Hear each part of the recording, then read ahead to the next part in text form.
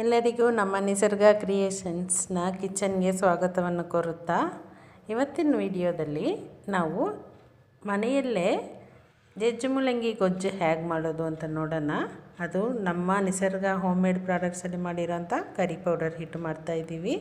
ಅದಕ್ಕೆ ತೆಂಗಿನಕಾಯಿ ಮತ್ತು ಬೆಳ್ಳುಳ್ಳಿ ಒಂದು ಸ್ವಲ್ಪ, ಕೊತ್ತಂಬರಿ ಸೊಪ್ಪು, ಕರಿಬೇವಿನ ಸೊಪ್ಪು ಇಟ್ಕೊಬೇಕು ಒಂದು ಸ್ವಲ್ಪ, ಈರುಳ್ಳಿ 1.5 ಈರುಳ್ಳಿ ಅಥವಾ 2 ಈರುಳ್ಳಿನೂ ತೊಗೊಬೋದು. ಅನಂತರ ಟೊಮೊಟೊ 1.5 ತೊಗೊಬೇಕು. ಇದಿಷ್ಟನ್ನು ಮಸಾಲೆ ಮಾಡ್ಕೊಬೇಕು. ಅನಂತರ 300 ಗ್ರಾಮಷ್ಟು ಮೂಲಂಗಿನ ನಾನು ಈ ಥರ ದೊಡ್ಡದಾಗಿ ಪೀಸಸ್ ಮಾಡಿ ಇಟ್ಕೊಂಡಿದ್ದೀನಿ. ಇದನ್ನು ಸ್ವಲ್ಪನೇ ಹಾಕ್ಬಿಟ್ಟು ಜಜ್ಕೊಬೇಕು. ಇದು ಹೊರಳಲ್ಲೇ ಹಾಕಿ ಜಜ್ಜಬೇಕಾಗಿರೋದು. ದೊಡ್ಡ ಹೊರಳಲ್ಲಿ ಹಾಕಿ ಒಂದೇ ಸರಿ ಜಜ್ಬೋದು. ನಾನು ವೀಡಿಯೋಗೋಸ್ಕರ ಇದು ಚಿಕ್ಕದ್ರಲ್ಲೇ ಹಾಕಿ ತೋರಿಸ್ತಾ ಇದ್ದೀನಿ. ನಿಮ್ಮ ಮನೇಲಿ ದೊಡ್ಡ ಹೊರಳಿದ್ರೆ ಅದರಲ್ಲಿ ಜಜ್ಜಬೇಕು. ಮಿಕ್ಸಿ ಯೂಸ್ ಮಾಡೋಂಗಿಲ್ಲ ಇದಕ್ಕೆ, ಯಾಕಂದರೆ ಇದು ಸಾರಿನ ಹೆಸರೇ ಬಂದು ಜಜ್ಜು ಮೂಲಂಗಿ ಗೊಜ್ಜು ಅಂತ. ಅದಕ್ಕೆ ಕಲ್ಲಲ್ಲೇ ಜಜ್ಜಬೇಕಾಗುತ್ತೆ. ಟೇಸ್ಟ್ ಚೆನ್ನಾಗಿ ಬರುತ್ತೆ ಅಂತ ಅಷ್ಟೇ. ಮಿಕ್ಸಿಲಿ ಹಾಕಿದ್ರೆ ಆ ಥರ ಟೇಸ್ಟ್ ಬರಲ್ಲ. ಅದಕ್ಕೋಸ್ಕರ ಈಗ ನೋಡಿ ಈ ಥರ ನಾನು 2-3 ಪೀಸಸ್ನ ಜಜ್ಜಿ ತೋರಿಸಿದ್ದೀನಿ.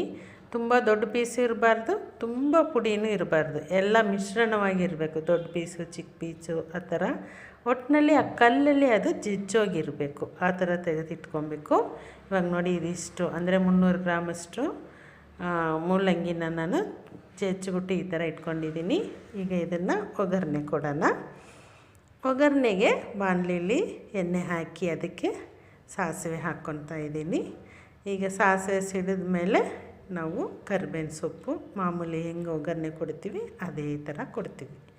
ಕರಿಬೇವಿನ ಸೊಪ್ಪು ಸಿಡಿದ ಮೇಲೆ 1 ಈರುಳ್ಳಿನ ಹೆಚ್ಚಿಟ್ಕೊಂಡಿದ್ದೀವಲ್ಲ ಅದನ್ನು ಹಾಕ್ಕೊತೀವಿ. ಇದನ್ನು ಹಾಕಿ ನಾವು ಇದನ್ನು ಬಾಡಿಸ್ಕೊಬೇಕು. ಒಂದು 30 ಸೆಕೆಂಡ್ಸ್ ಅಂದರೆ ಒಂದು 30 ಸೆಕೆಂಡು ನಾವು ಈ ಥರ ಚೆನ್ನಾಗಿ ತಿರುಗಿಸಿ ಬಾಡಿಸ್ಕೊಳ್ಳೋಣ. ಇದು ಬಾಡಿದ ಮೇಲೆ ನೋಡಿ ಈ ಥರ ಸ್ವಲ್ಪ ಕಂದು ಬಣ್ಣಕ್ಕೆ ಬಂದಿದೆ. ಮೂಲಂಗಿನ ಅದಕ್ಕೆ ಹಾಕ್ಕೊತೀವಿ. ಹಾಕ್ಕೊಂಡು ಇದನ್ನು ನಾನು ಒಂದು 30 ಸೆಕೆಂಡ್ ಅಥವಾ 1 ನಿಮಿಷದ ತನಕ ಇದನ್ನು ಬಿಸಿ ಮಾಡಿ ಅಂದರೆ ಬೇಯಿಸ್ಕೊಬೇಕು. ಸಣ್ಣ ಉರಿಲೇ ಇದನ್ನು ಬೇಯಿಸಬೇಕು. ಜೋರಾಗಿಟ್ವಿ ಅಂದರೆ ಸೀದೋಗೋ ಅಂಥ ಚಾನ್ಸಸ್ ಇರುತ್ತೆ. ಯಾಕಂದರೆ ಚಿಕ್ಕದಾಗಿ ಚಚ್ಚಿರ್ತೀವಲ್ಲ, ಆ ಚಿಕ್ಕ ಪೀಸಸ್ ಎಲ್ಲ ಸೀದೋಗುತ್ತೆ. ಅದರಿಂದ ಉರಿ ಚಿಕ್ಕದಾಗಿ ಇಟ್ಕೊಂಡು ಅಂದರೆ ಸಣ್ಣ ಉರಿ ಇಟ್ಕೊಳ್ಳಿ. ಅದು ಸ್ವಲ್ಪ ಬರ್ತಾ ಇದ್ದಂಗೆ ಸ್ವಲ್ಪ ಉಪ್ಪು, ಅನಂತರ ಅರಿಶಿಣ, ಅದು ಎರಡನ್ನು ಹಾಕಿ ಇನ್ನೊಂದು 30 ಸೆಕೆಂಡಷ್ಟು ಬೇಯಿಸೋಕ್ಕೆ ಬಿಡಬೇಕು. ಎಲ್ಲ ಸಣ್ಣ ಉರಿಯಲ್ಲೇ ಇರಬೇಕು. ಇವಾಗ ನಾನು ಅರಿಶಿಣ ಉಪ್ಪು ಹಾಕಿದ್ದೀನಿ. ಈ ಥರ ಕದಡ್ಬಿಡಿ, ಚೆನ್ನಾಗಿ ಕದಡ್ಕೊಬೇಕು. ಅಷ್ಟರಲ್ಲಿ ಇದೊಂದು ಸ್ವಲ್ಪ ಬೇಯಬೇಕಾಗುತ್ತೆ. ನಾವೊಂದು ಅರ್ಧ ಲೋಟ ನೀರು ಹಾಕ್ಬಿಟ್ಟು ನೋಡಿ, ಅರ್ಧ ಲೋಟ ನೀರಿದೆ, ಇದನ್ನು ಹಾಕಿ ಕಲಿಸ್ಬಿಟ್ಟು ಬೇಯಕ್ಕೆ ಇಟ್ಬಿಡೋಣ. ತೆಗೆದಿಟ್ಟಿರೋ ಅಂಥ ಪದಾರ್ಥಗಳನ್ನೆಲ್ಲ ಯೂಸ್ ಮಾಡಿ ನಾವು ಮಸಾಲೆ ಮಾಡ್ಕೊಬೇಕಾಗುತ್ತೆ. ಅಂದರೆ ಈರುಳ್ಳಿ, ತೆಂಗಿನಕಾಯಿ, ಬೆಳ್ಳುಳ್ಳಿ ಇದೆಲ್ಲ ಇತ್ತಲ್ಲ, ಇದನ್ನೆಲ್ಲ ಕುಯ್ದುಬಿಟ್ಟು ಮಿಕ್ಸಿಗೆ ಹಾಕ್ಕೊತೀನಿ. ಅಷ್ಟರಲ್ಲಿ ನೋಡಿ ಇದು ಬೆಂದಿದೆ, ಅರ್ಧ ಬೆಂದಿದೆ. ಈಗ ಇದನ್ನು ಈ ಮಸಾಲ ರುಬ್ಬಿರೋ ಅಂಥ ಮಸಾಲನ ಹಾಕ್ಕೊತೀವಿ. ಇದರಲ್ಲಿ ತೆಂಗಿನಕಾಯಿ, ಈರುಳ್ಳಿ, ಟೊಮೆಟೊ, ಕೊತ್ತಂಬರಿ ಸೊಪ್ಪು, ಕರಿಬೇವಿನ ಸೊಪ್ಪು, ಸ್ವಲ್ಪ ತೆಂಗಿನಕಾಯಿ ಅದಷ್ಟು ಹಾಕ್ಕೊಂಡಿದ್ದೀವಿ. ಗೊಜ್ಜು ಸ್ವಲ್ಪ ಜಾಸ್ತಿ ಬೇಕಾಗಿದೆ ಅದರಿಂದ. ಈಗ ನಾವು ಮನೆಯಲ್ಲಿಯೇ ಮಾಡುವಂತಹ ಕರಿ ಪೌಡರ್ ಅಂದರೆ ಸಾರಿನ ಪುಡಿ, ಪಲ್ಯಕ್ಕೂ ಹಾಕ್ತೀವಿ, ತುಂಬ ಟೇಸ್ಟಾಗಿರುತ್ತೆ ಇದು. ಇದನ್ನು 1.5 ಸ್ಪೂನಷ್ಟು ಹಾಕ್ಕೊತೀವಿ. 1.5 ಸ್ಪೂನೇ ಸಾಕಾಗುತ್ತೆ. ಗಟ್ಟಿ ಬರುತ್ತೆ, ಒಳ್ಳೆ ಗಟ್ಟಿ ಟೇಸ್ಟು ತುಂಬ ಚೆನ್ನಾಗಿರುತ್ತೆ. ಇದನ್ನು ಹಾಕ್ಕೊಂಡು ಈ ಥರ ಕದಡಿ ಚೆನ್ನಾಗಿ ಕಲಕ್ಬಿಟ್ಟು ಈಗ ನೀರು 1 ಲೋಟ ನೀರು ಮತ್ತೆ ಹಾಕ್ತೀನಿ.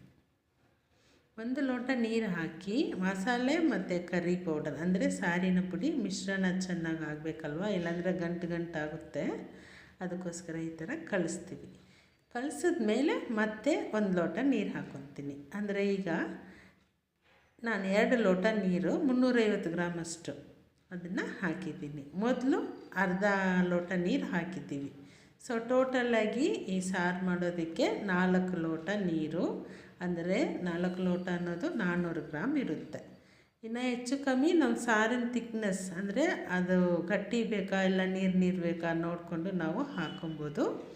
ಈಗ ನೋಡಿ ಈ ಥರ ಮಿಕ್ಸ್ ಆಗಿದೆ, ಬೇಯ್ತಾ ಇದೆ, ಅದು ಅರ್ಧ ಬೆಂದಿದೆ. ಈಗ ಇನ್ನೊಂದು ಸ್ವಲ್ಪ ಬೇಯಬೇಕು, ಇನ್ನೊಂದು ಸ್ವಲ್ಪ ಗಟ್ಟಿ ಬರಬೇಕು, ಗೊಜ್ಜು ಥರ ಬರಬೇಕಲ್ವ, ಅದಕ್ಕೋಸ್ಕರ ಕದರ್ತಾ ಇರಬೇಕಿದು ಆಗಾಗ. ಈಗ ನೋಡಿ ಗೊಜ್ಜಿನ ಇದಕ್ಕೆ ಬಂತು. ಇದು ತುಂಬ ರುಚಿಕರವಾಗಿರುತ್ತೆ.